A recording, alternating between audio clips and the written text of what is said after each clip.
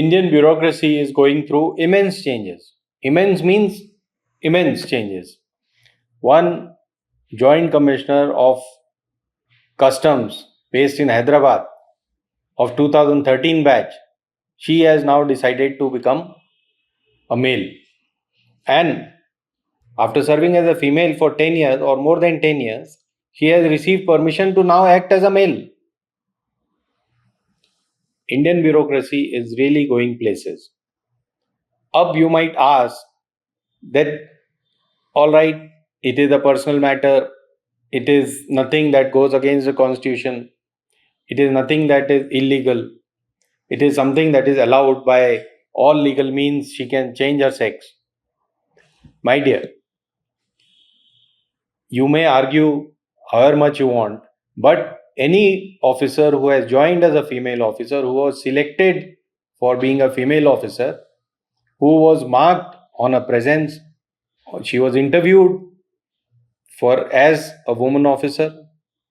There is a certain percentage of women officers of that batch, 2013 batch, which composition will be affected.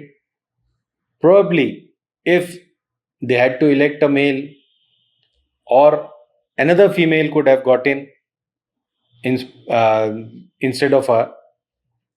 So, while agreeing to this, the DOPT should also look into these matters. It simply, someone will have to go to court about this. It simply can't take the plea that certain person was elected or selected as a female officer and now she has decided to become a male officer. So many things, so many decisions, so many people who knew her as someone else will now be affected.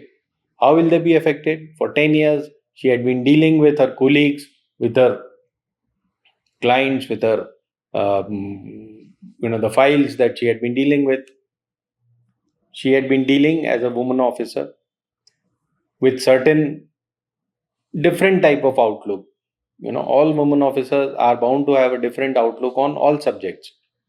It will be legal. It will be nothing unusual. But a female perspective is, you may argue whether it is better or worse, but a female perspective is different. And now if you've decided to become a male, it will be different. You may now decide to marry someone else if she was not married. So there will be now a different situation at home. It will affect her decisions. It will affect her relations in the office. It will affect her relations with the people the office is supposed to deal with. So this is something the DOPT has to look into. Someone has to go to the court and file whether a female, while serving or having served 10 years or more, can now be allowed to continue as a male officer. Privacy is one thing, liberty is one thing, and her right to choose, all articles support her, everything. But there is also a matter of propriety in services. Services rule, nowhere do they say that while serving as a female, you may now decide to become a male, or vice versa. So this is a new case. Bureaucracy is going through this phase now. Let's see what happens to this. Even her colleagues might file a case. The second case is more interesting. A blind man, Pankaj Srivastava, had qualified to become an IAS in 2008. But for the last 16, 17 years, he has not been given a posting. He has not been accepted in the IAS. You have interviewed a person, he has got through the exams, you have interviewed him, you have selected him.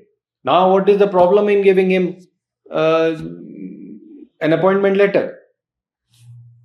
Thing is, if you didn't want a blind person to be an IAS officer, say so, that certain category of disabled people will be allowed, certain will not be allowed. So a mentally challenged person, for instance, may be very bright, but if he is schizophrenic or if he is suffering from dementia or something, partial dementia, has other mental problems, is not accepted within the IAS. But once selected, you cannot deny him his rightful place.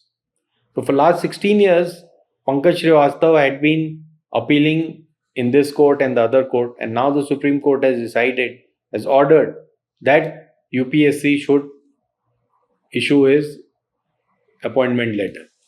So let's hope he's given his appointment letter and he functions properly as an IAS officer. Whatever charge he's given, maybe he won't be given a district or something, keeping in mind the difficulties of travel, difficulties of sitting in a courtroom and all that. But he can still function. His brain is fine. He can still function very well as a policymaker in the Mantralaya. So let's hope these changes that are appearing in the bureaucracy, whether good or bad, do not affect or positively affect our national life. Thank you. Hindustan Zindabad.